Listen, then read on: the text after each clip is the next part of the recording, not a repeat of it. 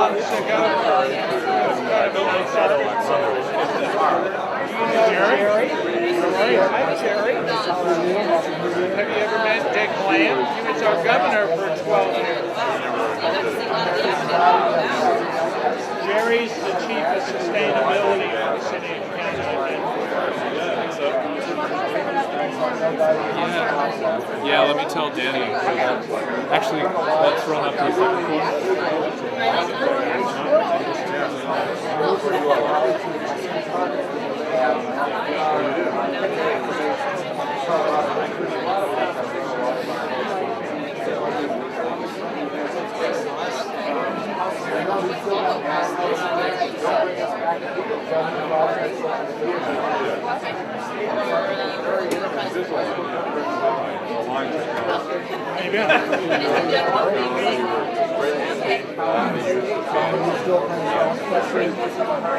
I'm still prospecting. I've started up a couple of companies, so I'm busy while I'm prospecting. But a couple of things popped up recently. One is sustainability articles. And then another, which was kind of interesting, Vice Chancellor CU over infrastructure on campus. And so those are, I sent in an application to the Dale. Well, they seem to come from somewhere else, but maybe I don't move somewhere else.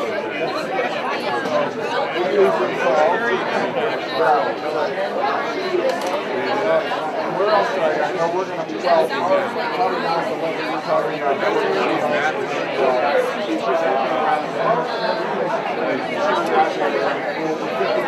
Yeah, will you grab this one from my hand? How are you? Good. Okay, that's like super duper cool.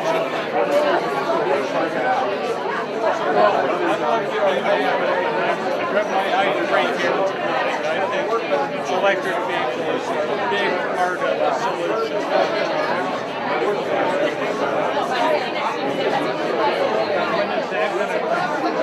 Well, I think we're still writing the jobs, but if you want to align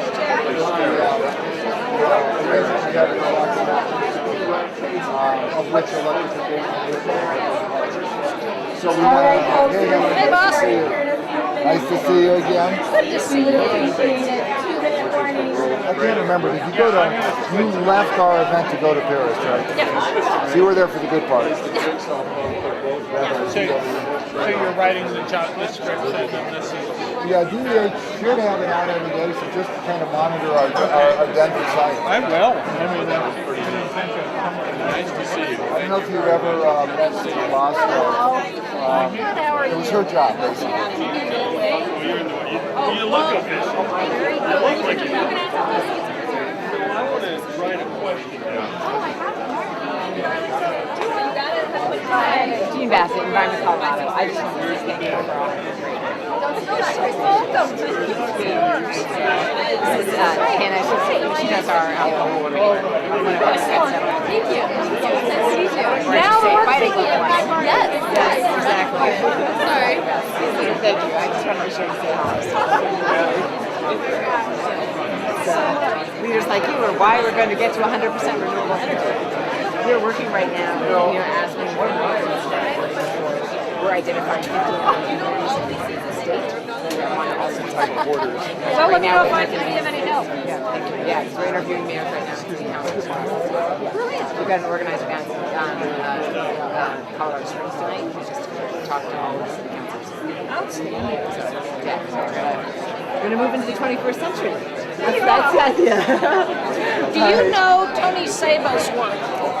The name is familiar. SEBA. Google him. Okay. Google Tony Saba. Remember this too.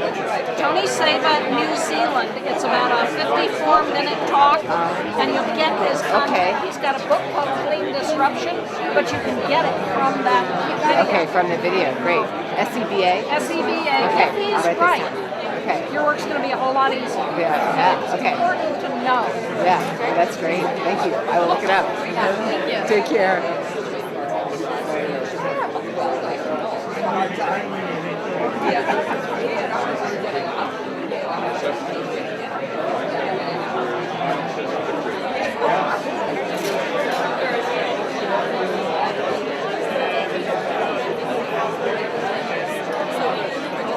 Anything that says reserve?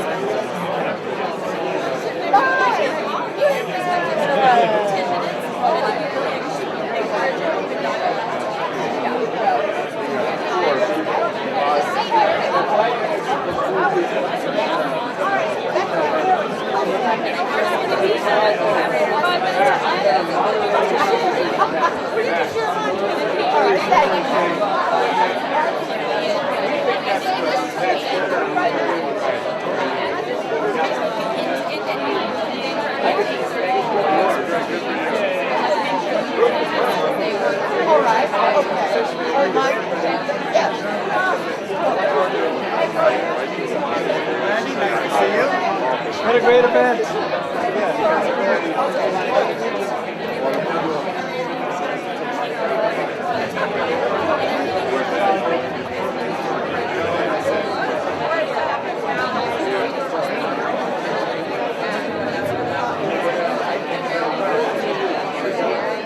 I really like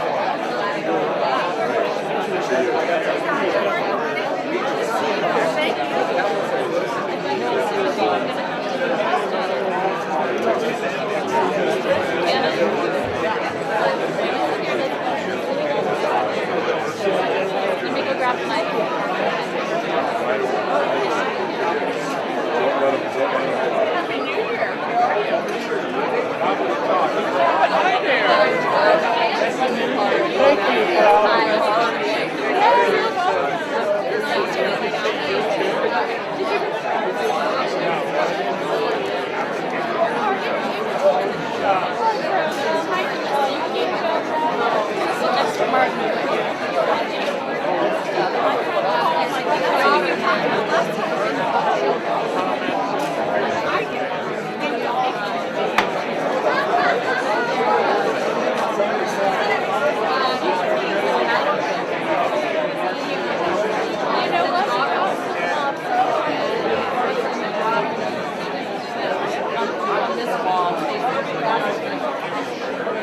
Hey, Mark. Happy New Year.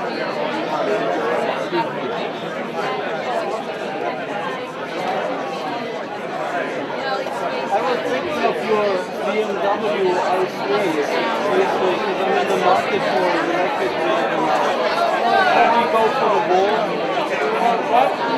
Why don't you come for a ride? Why don't we go driving? My wife has Your wife? what was the first thing? Well, all right.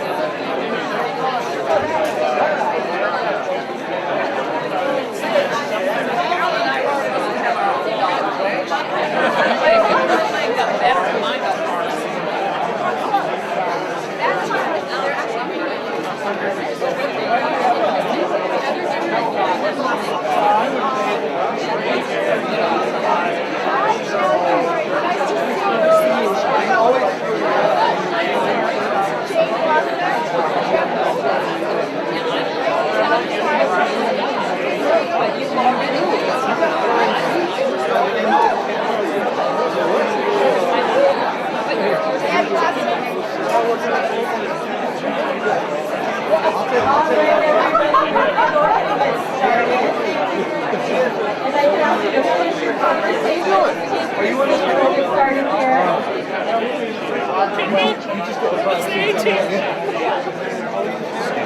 No, he's in Florida.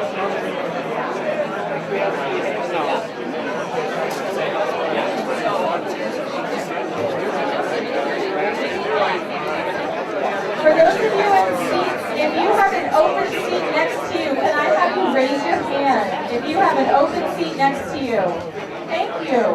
For those of you standing, you're welcome to come take a seat now. We're going to close the doors and get started. So there's some more seats up here in the front if anyone would like to sit down.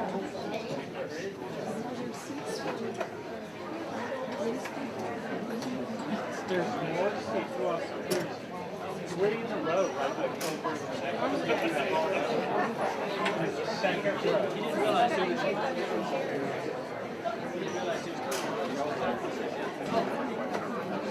Wonderful. All right. Before I get into the official welcome for this evening, I just wanted to make a housekeeping announcement.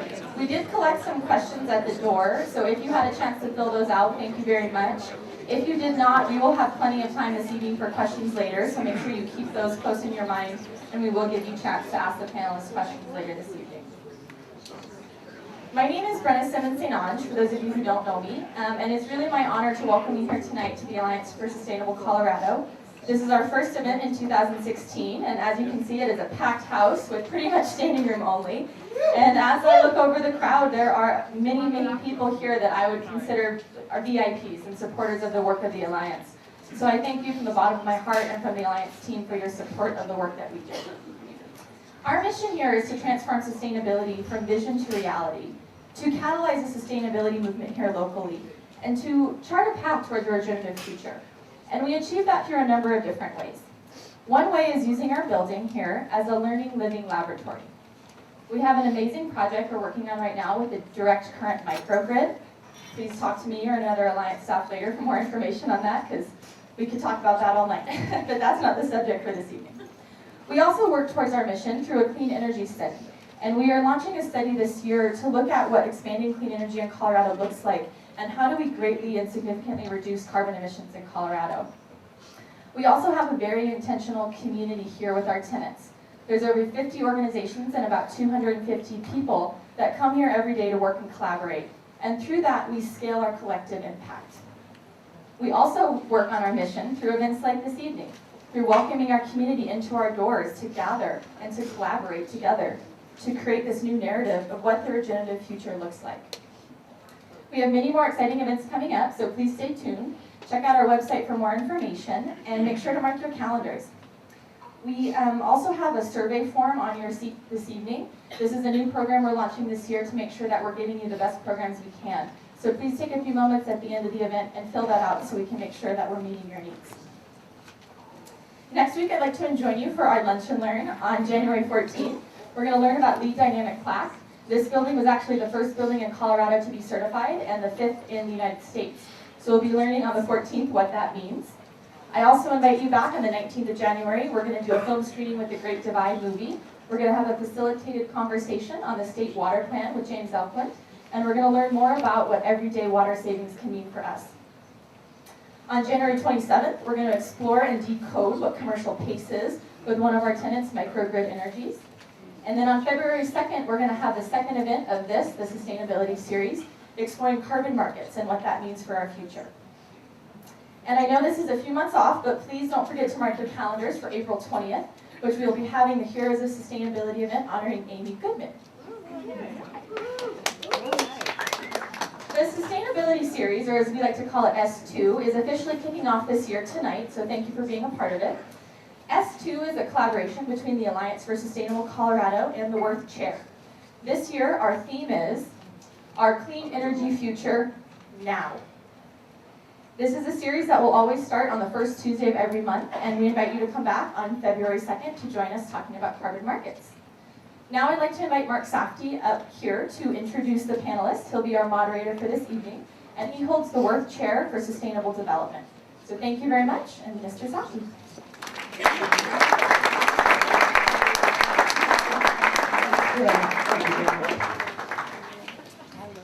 Yeah, so go ahead and introduce 4 people who need no introduction. And moderate a panel discussion among those people who are simply, all of them, each of them, and collectively incapable of moderation. I'm going to make a very brief introduction and sit down and stay out of the way and let the strain lead the station. Before I make the introductions, though, I would, it occurs to me, like to do one thing, which is to ask all of our current and former elected office holders from the state of Colorado who are present with us tonight. There are so many of you. Governor Lamb's here and Dottie, and just if you could just stand and be recognized, we'd like to thank you for your service. Thank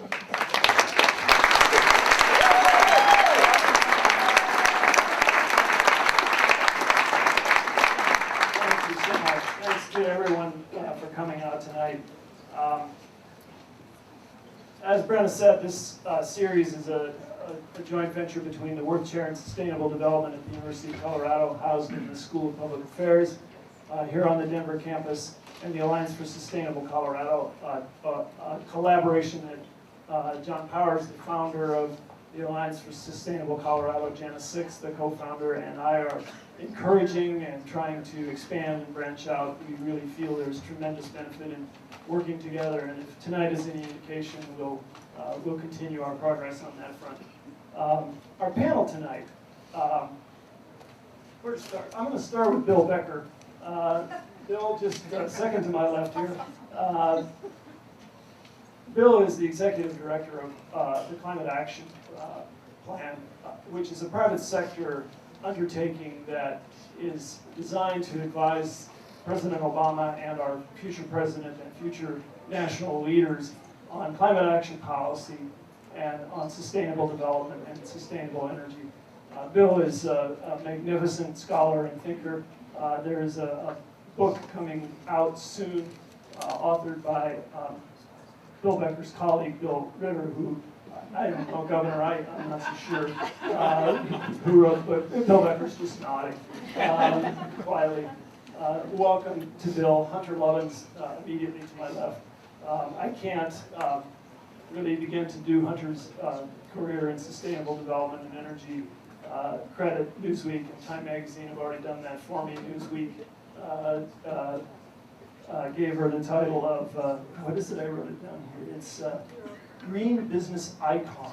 And of course, Time Magazine awarded her an Environmental Hero or Hero of the Planet award a few years ago. Much to my delight, I now know 2 people who have received that award in the past decade or so. Hunter is the founder of Natural Capitalism Solutions, teaches extensively at universities around the country, not the little ones like I teach at. She's in the mainstream. Hunter was just telling me she's teaching at Bard School coming up this month now. Wonderful to have you here, Hunter.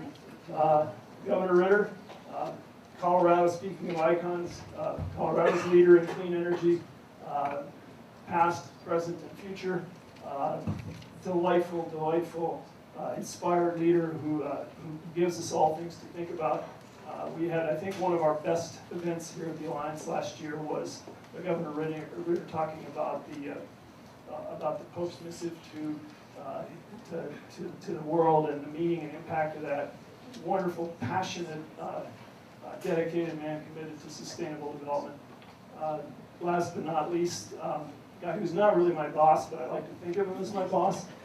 He does let me talk back to him once in a while.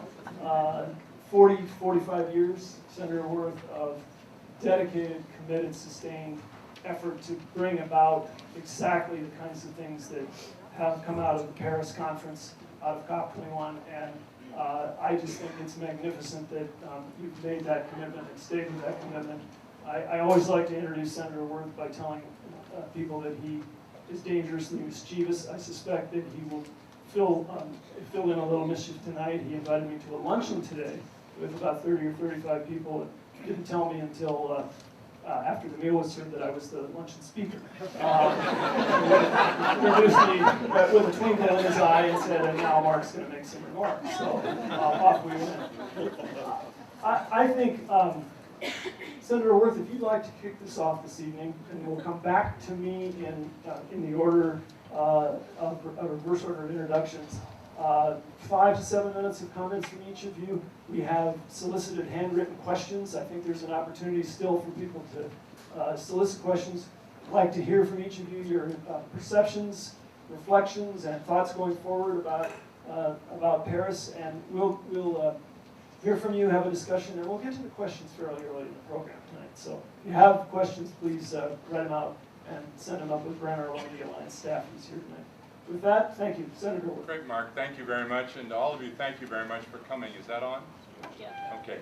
I want to thank Paul Teske, who is Dean of the School of Public Administration at the University of Colorado. Paul, thank you very much for the good stuff. We're so lucky to have Mark in the Worth Chair. It's just a great addition to Colorado.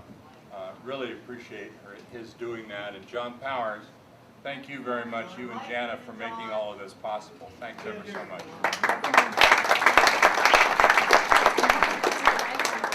It doesn't sound to me like that's on, is it? No, it's not on. I didn't think so. It's on mute.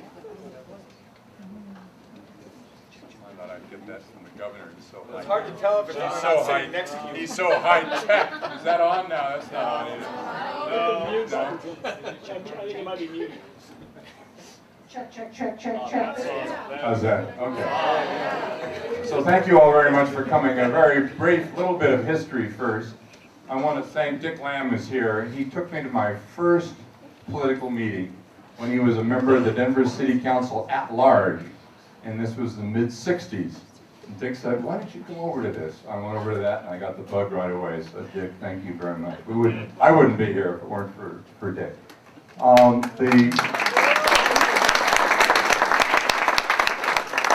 The second bit of history is that much of the discussion of climate change began in the mid-1970s. And at that point, the number one issue that people were most concerned about were nuclear weaponry, what would happen if a bomb went off, how would we survive, how do we think about this, sort of all the arms control agreements, remember the search for a basing mission for the MX missile, I mean all this stuff was going on. And the Science Committee, on which I was a freshman member, brand new to Congress, had this first hearing on nuclear winter and what would the impacts of a nuclear weapon be. And that got a number of us on the panel thinking, well, that's unthinkable. But what we can see around us now is absolutely thinkable, and what we're doing to the climate and how we're thinking about carbon in the atmosphere and using that as a garbage dump really kicked off a great deal of early discussion, and I've been engaged in that ever since. It is without a doubt the most interesting economic, political, social, international issue that there is. It just engages you and grabs you, and it will for a long time. We're here to talk about Paris, and I'm just going to make two remarks about it. There's so much work to be done from Paris on, and we can talk about that, but I think we have to first of all understand a little bit about what happened. If you don't sort of understand that history, then it seems to me it's very difficult to very carefully move ahead. I think two things about Paris were especially important. One of them was a very significant change in the way in which countries all over the world viewed their own responsibilities on the climate issue. Prior to Paris, and really building upon the Framework Convention Agreement in Rio in 1992, the understanding was that the developed countries who were rich, who put all the carbon up there to begin with, had X amount of responsibilities. The developing countries who were not responsible for a lot of this had Y responsibilities, and the Y didn't have to move until developed moved. When developed moved, then we could develop some kind of an agreement.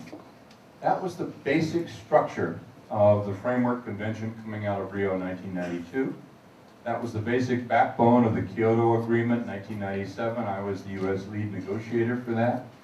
That was the basic understanding going through Copenhagen in 2009, that there would be a distinction between rich and poor, developed, developing.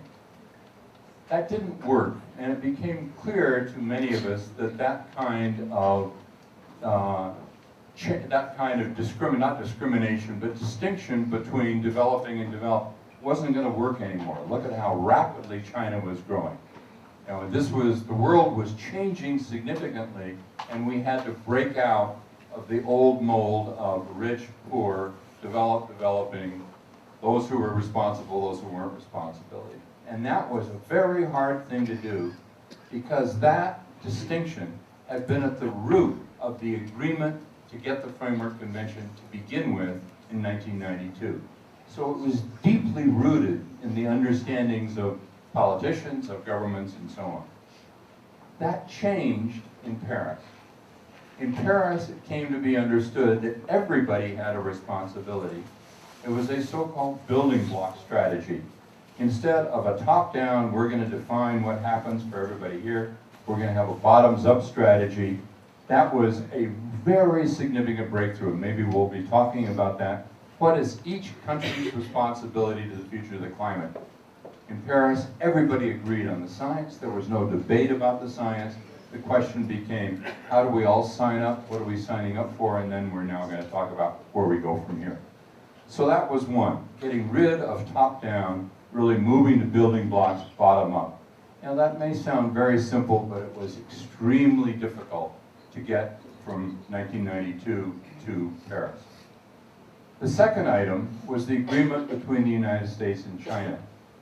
Absolutely remarkable, given the conditions of the world in which these two monster powers are essentially at each other's throats in a lot of different confrontational fashions.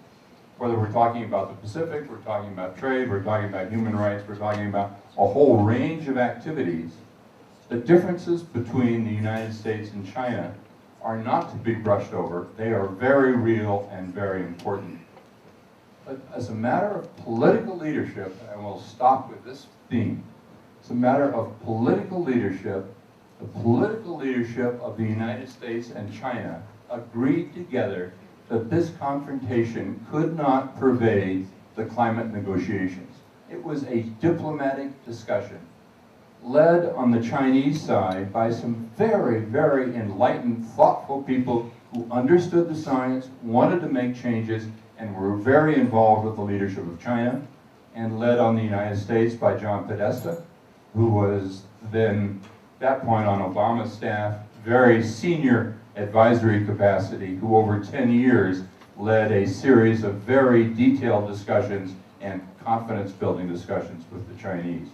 John is now, as many of you know, chairman of Secretary Clinton's presidential campaign. I think the most talented politician in the country. John, I think he's really extraordinary. But he was the guy that made this work on the U.S. side. And without the U.S.-China agreement, we never would have gotten the agreement in Paris. It would not have been possible. The U.S. and our deniers were hiding behind the fact that we didn't have an agreement with China. The Chinese forces were hiding behind the fact that they put it up there, we didn't put it up there, we don't have to do it. Everybody was hiding behind everybody else. But it was in Paris that it really came together, actually 6 months beforehand, but it really came to fruition. So 2 points, and it's a little more than my 5 minutes. Stop changing the top-down to a bottoms-up strategy, and second, the U.S.-China agreement. I think the two most important pieces that are now going to make the challenges of the future possible. Bill Ritter. Thank you.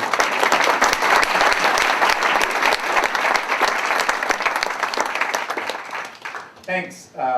Great honor to be on the stage with all of you. One of the interesting things about going to Paris and being part of a delegation is that I'm really kind of a newcomer to this, having started really as a candidate for governor in 2005 and meeting so many people and knowing so many people who've spent their entire life working on this issue and almost singularly on this issue. I was telling Senator Wirth, we were coming off the plane, and Bob Perciasepi, who used to be the deputy director of the the Environmental Protection Agency, now runs a group called C2ES out of Washington, D.C., but he had a text saying, we've got an agreement, and he teared up. He got tears in his eyes, and my daughter's like looking at this, man, I guess probably in his mid-60s, was really become very emotional, and it struck me and resonated with so much that I had seen in Paris, with what an emotional time this was for people for whom this has been such an important issue. As I look around this room, there are so many people here who have done that same work, either at the state or the local level, and while you didn't maybe have the chance to be in Paris or a chance to be with negotiators or brief negotiators, you were very much a part of that result. And I know that from my own experience as governor and understanding how much policy advocacy happens at the state and the local level, how much I benefited from, and how much of that is the result of the work of so many people who are in this room. So I had a badge from the State Department, and my badge from the State Department allowed me to be a part of a delegation and to speak at venues where I was invited, and in fact to intersect with negotiators on this issue. And the issue was, in the United States, how are we going to meet our goal? Because in the international press, what they're reading are statements by Senator Mitch McConnell saying, Barack Obama, do not bring back an agreement. We will undermine it in the United States Senate. We'll vote to undermine it, in a variety of different ways, to take apart anything that the president would agree to. Same thing actually coming from the House, and really those kinds of international admonitions would cause a lot of people to worry if that's all they saw and all they heard. So the State Department made a very concentrated effort at having state actors there who could speak to the role of state and local governments in fulfilling climate targets that were part of our agreement as the United States. And I think very much as the Senator said, this thing falls apart if the United States doesn't arrive with an agreement that somehow has an undergirding of truth to it. And so for a president to show up and say we're going to do this with no real way of saying how we do that, it doesn't actually work very well in a series of negotiations where the United States is sort of the lead carbon polluter by volume. And so our role was to say, listen, this is what states are doing.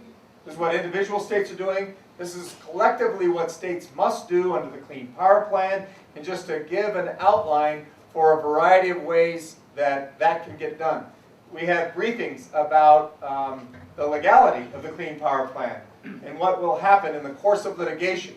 And it's hard to say really what will happen. That's ultimately going to go to the Supreme Court, and it could very well be a 5-4 vote. And we can tell you why we think it's going to be upheld and why it should be upheld based upon all the precedent that's there around the EPA's rulemaking authority. But that was our role, was to be able to explain that and explain that to people from around the world who I think in part were concerned. I did have a great chance to be part of a group of people. I actually was on the plane with Secretary Moniz, Department of Energy, the EPA Administrator, Gina McCarthy, her Air Administrator, Janet McCabe, and I think the Chief of Staff and the Secretary were all kind of there. And I texted my wife and said, if this plane goes down, I'm going to be in the paragraph, also on the plane. So a lot of really important people who were part of this ride over. And we got to talk, we got to visit. And so Gina McCarthy, I can say from my conversations with her, conversations with Janet McCabe, she was most concerned about transparency. So while there were other people that were working on the angles that had to do with financing, that had to do with, what do we do about adaptation, what do we do about mitigation, and how do we finance those two? What's the differentiation problem that Senator Wirt talked about? She was over there to say, how do we ensure that countries are moving toward their goals? And so if you look at the COP agreement, there are both aspirational goals, there's follow-up work, but there are articles that are specific to transparency. And that comes back to the United States, because we were the ones basically insisting on the level of transparency. And so we're going to have to be part of that group that designs verification methods, but also will be willing to submit to those methods ourselves and to be transparent. So the final thing I'll say, my 5 minutes, is to tell you that so much of our ability to make our goal centers around the Clean Power Plan. And I feel very good about where states are moving. Apart from the Clean Power Plan, that's what we do at the Center for the New Energy Economy, is work with states. We've got one 50-state project and a 13-state project in the West. It's about the Clean Power Plan. There's a lot happening apart from it, but nationally, to meet that goal, the single best way for us to meet it without congressional action is for states to be able to comply with the Clean Power Plan and get to that 32% reduction by 2030. Nobody thinks that's the end for the United States, but that helps us get to that 2025 and 2030 target. And one of the things I think we all have to think about coming out of here is how we ensure that we as a state do our level best to implement that plan, but how we as a region in the West and how we as a nation do what's necessary, both substantively and politically, to ensure the viability of the Clean Power Plan. So thank you. Bill Becker.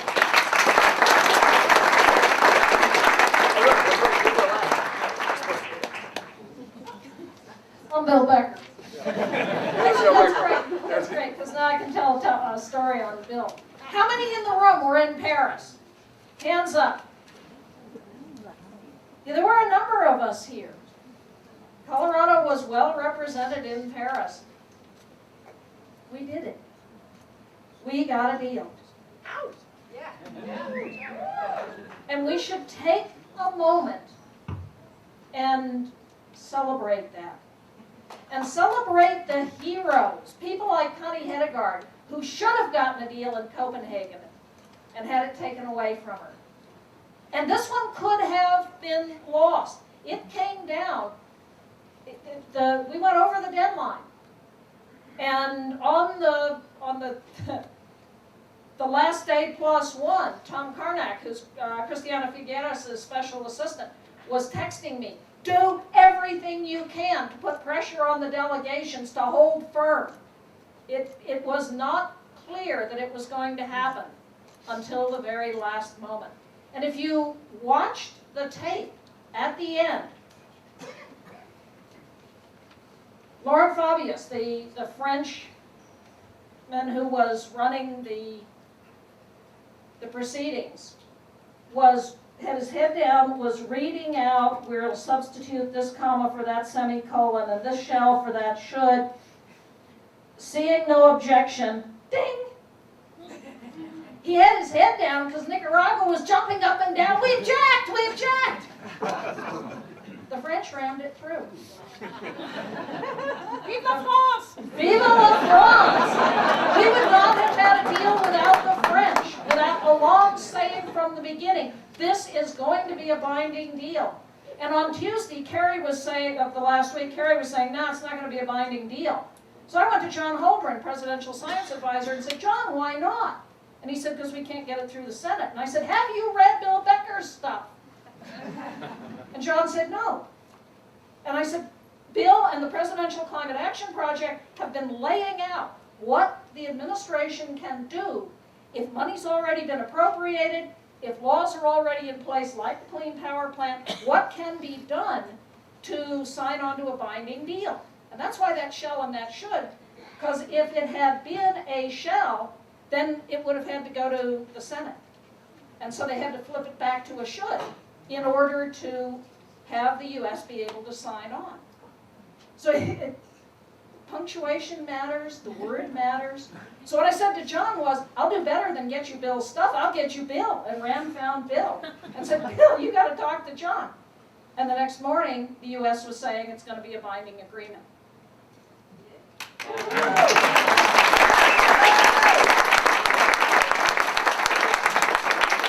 came down to Thursday night, the Africans are going to walk. And I was sitting with one of the lead African negotiators and saying, you can't walk.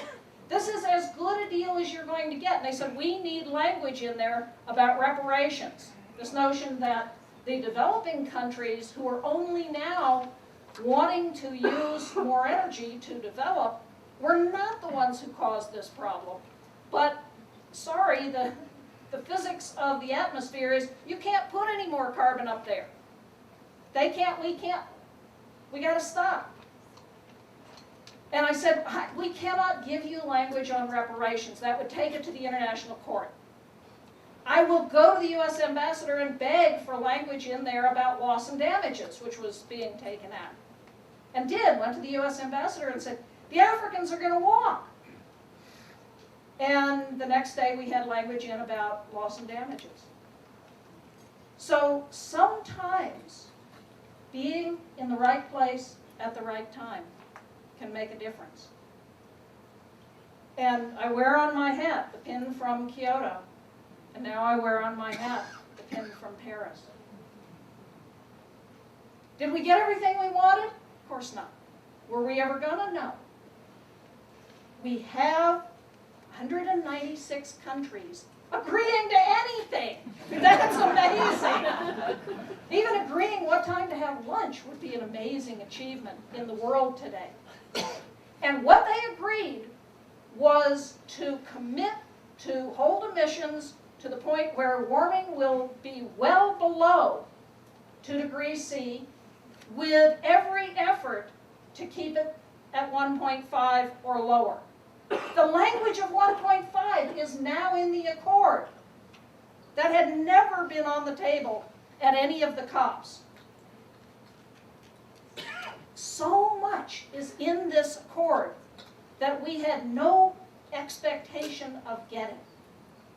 And so, yeah, you can be cynical about this. What we did was we got to the starting line.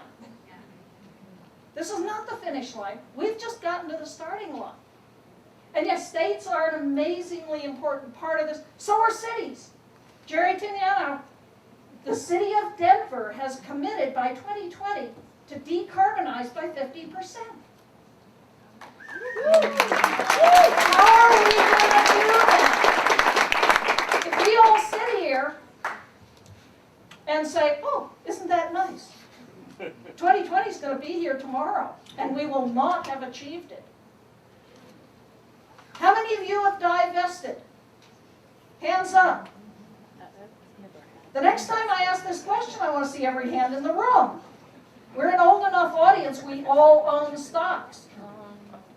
I work with Michael Tracy over here of Principium. We have built what is one of the few truly fossil fuel-free portfolios. That's not a trivial thing to do. And in the hours after the agreement was announced, Exxon stock dropped. The fossil stocks dropped.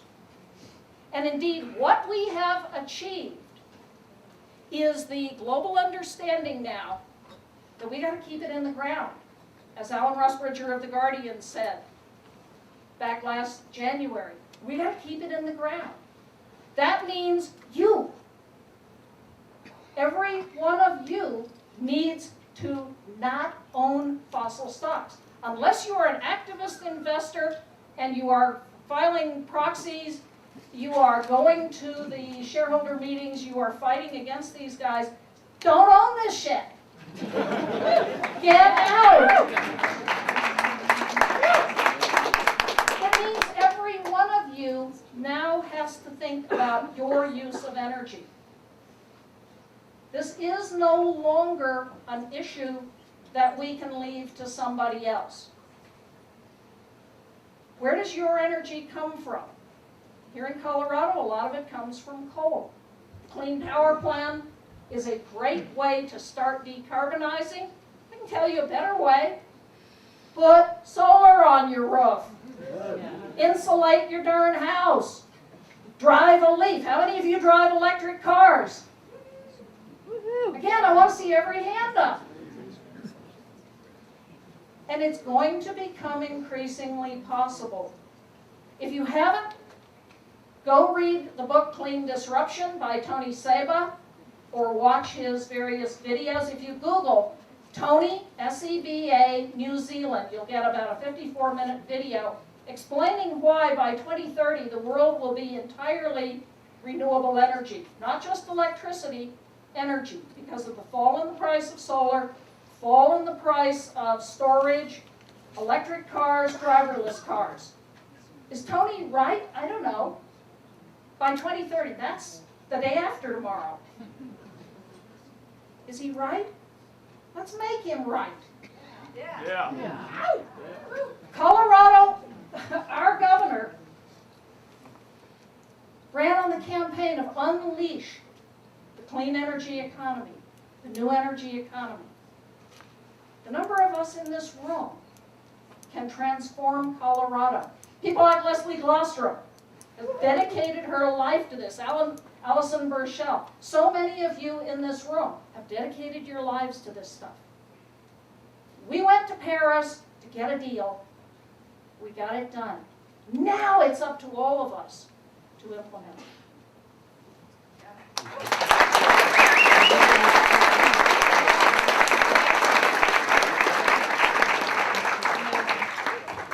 I'm the guinea pig. Can you hear me on this little device here?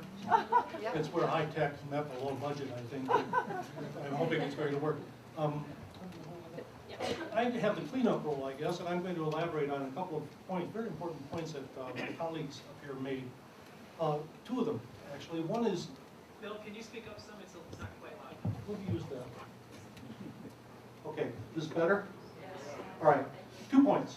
One is, did we come away with Paris, from Paris, with the glass half empty or half full? A lot of discussion about that. Then the second thing I want to talk about is whether that treaty or that agreement is legally binding and what that means. Pick up on Hunter's point. Start with the legally binding. There's a whole lot of legality that goes into this. What Hunter was referring to is our counsel to the White House that they could put their commitment, U.S. commitment, in the form of an executive agreement, which in certain forms does not need to be approved by Congress, if the authority is there to do it. So there is still a disagreement about whether what came out of Paris is binding or not. But let me tell you why it's important that there be some accountability and transparency in this process going forward. In 2012, just before the Rio Plus 20 conference, the United Nations Environment Program did a study of a portion of 280 environmental agreements that have been negotiated between countries, signed between countries over the last 45 years. They found only 4 have been carried out the way they were intended. Another 14 they couldn't tell because there wasn't enough data. So it's very important not to make this just another photo op for the 195 countries that were there. This gets to the glass half full or half empty. It really depends on what we do now. It's as though, to mix analogies, it's as though in Paris, the nations built a foundation and a floor and perhaps a partition or two.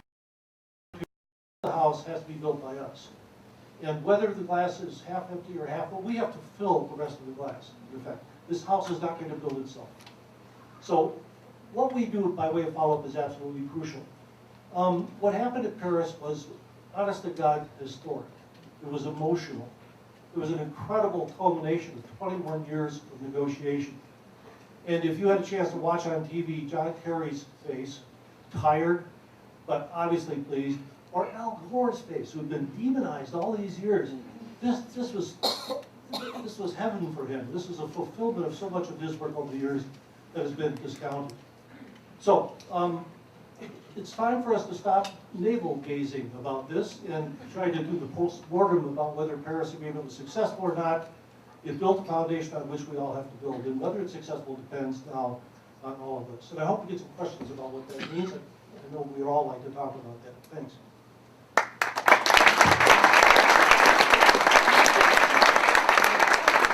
Well, I'm going to start with the moderator's question, and then we're getting great questions submitted from the audience. We'll turn to those.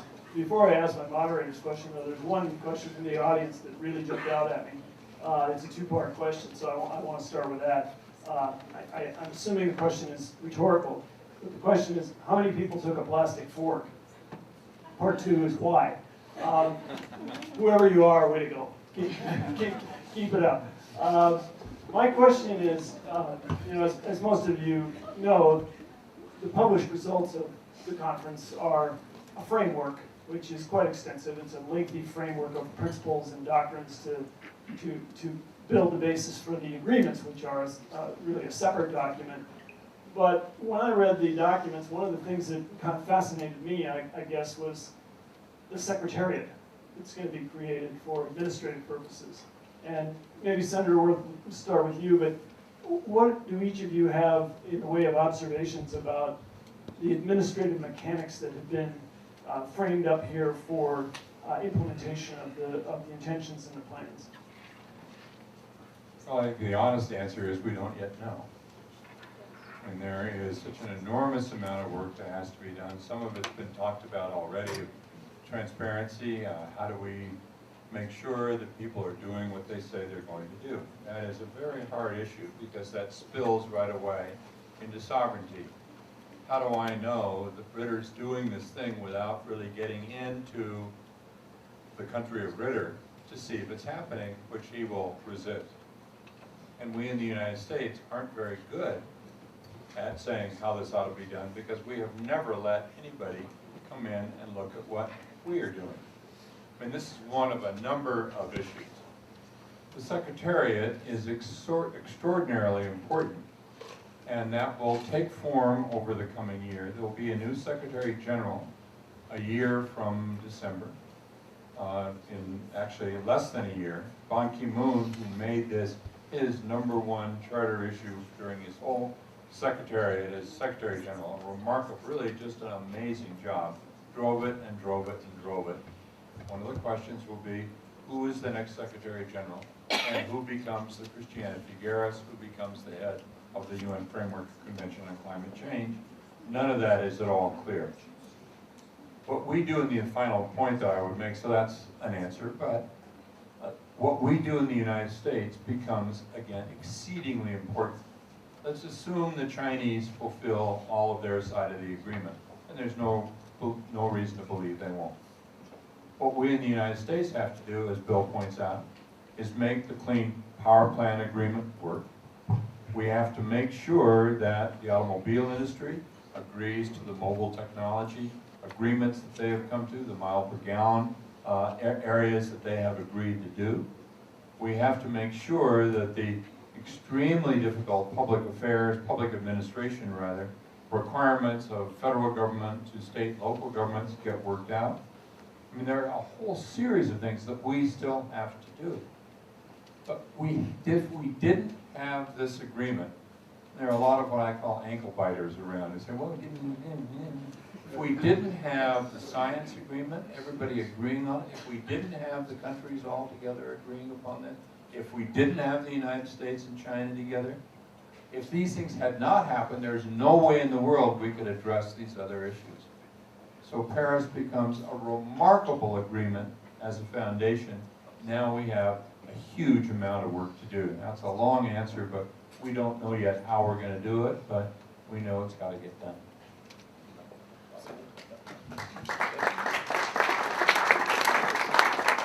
There are a number of mechanisms and task forces and administrative bodies set up in this agreement or assignments given to existing bodies, but among them is a technical group that's going to review periodic reports from each country and how it's doing on its commitments. So the countries are encouraged in this agreement to be able to verify what they're doing, make it transparent, make sure it's additive in the sense that they're not reporting something they would have done anyway. And to do this every 5 years. And every 5 years, come back with a commitment that's better than the one they originally put in, or put in 5 years before.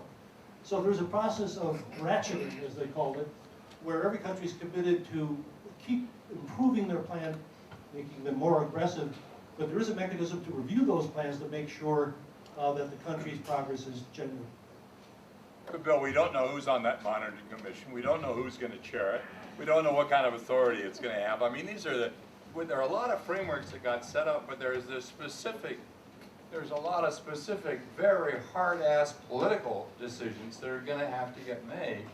The U.S. has to lead a lot of those. The new Secretary General has to lead a lot of those. This is hard work. And anyway, I agree with you. There are a lot of nice things that got set up and a lot of discussions about it, but we don't yet know how it's all going to work. We just got to say we got to push and push and push. I'm not sure it matters. And I say that because another thing that happened at this COP that was different is business was there in spades. And I spoke at the high-level meeting of the CEOs with Ban Ki-moon and John Kerry and Achim Steiner and Paul Pullman.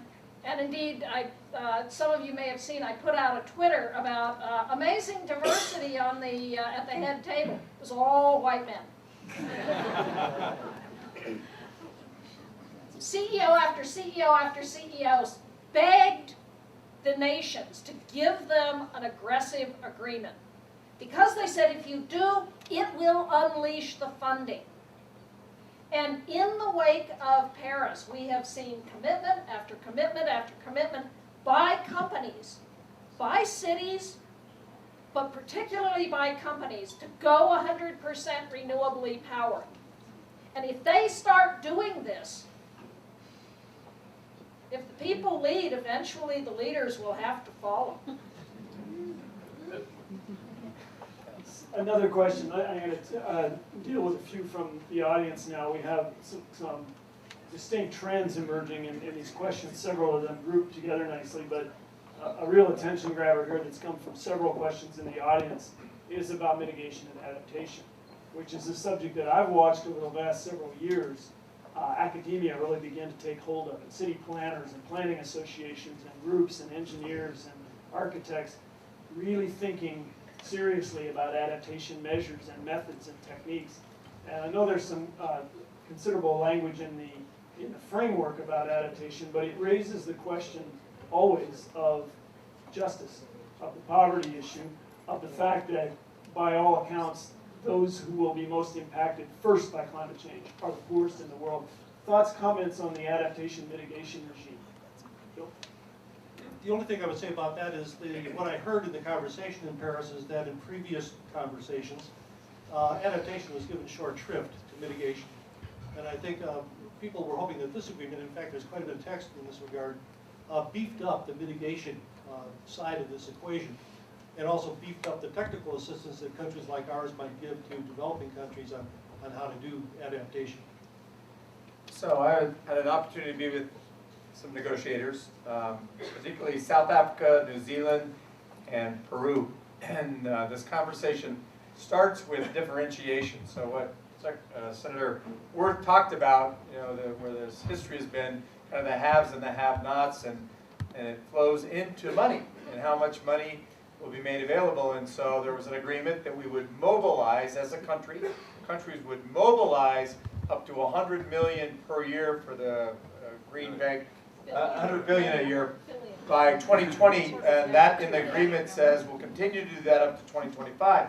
But for the first time, this conversation around differentiation in finance then went into mitigation and adaptation, and it was like adding yet another dimension to the conversation about what's owing. And also, there was a variety of discussions about refugee populations, about responsibilities around refugee populations. I think there was a great deal of international media attention brought to bear by the Marshall Islands.